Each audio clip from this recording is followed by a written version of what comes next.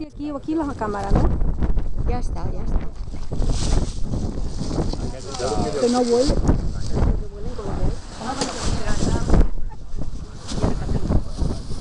Sí,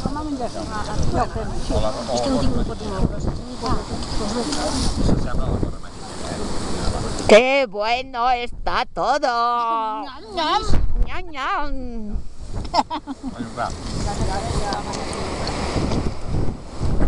I quin paisatge tan maco que tenim. I a veure si Pep m'explica alguna cosa. Hola! Pep, que explica algo aquí a la peli. Pues ara t'explicaré el del Castell Utger. Mira, el Castell Utger està emplaçat, ja està datat en l'any 1712, en el punt més alt, a 1 miler de metres d'alçada del Serrat del Migdia. ¿Cuál es aquest que estàs parlant ara? ¿Se veu des d'aquí? Utger.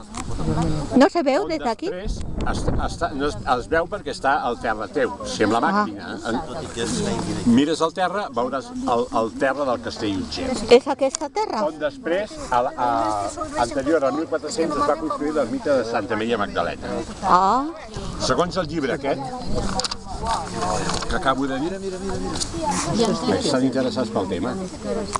Però què era del castell? Que acostumats a la gent. Segons el llibre de Reformatione Usus Monasteri, això Se m'ha desperat amb les cames del Pep. llavors, coita, a l'any 732 els musulmans són vençuts a Poitiers per Carlos Martel. En Carlemany ocupa Rosselló l'any 768 i el 785 és ocupada Girona.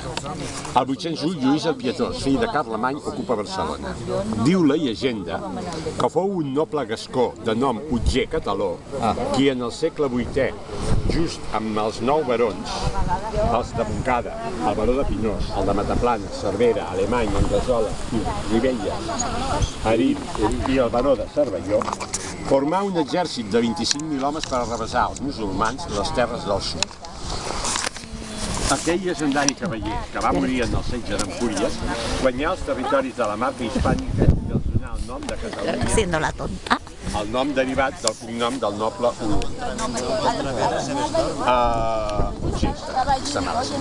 Els territoris de la marca hispànica agrupa el comtat de Conflent, Rosselló, Ribagorça, Pallars, Urgell, Cerdanya, Besalú, Empúries, Osona, Girona i Barcelona. És més allà.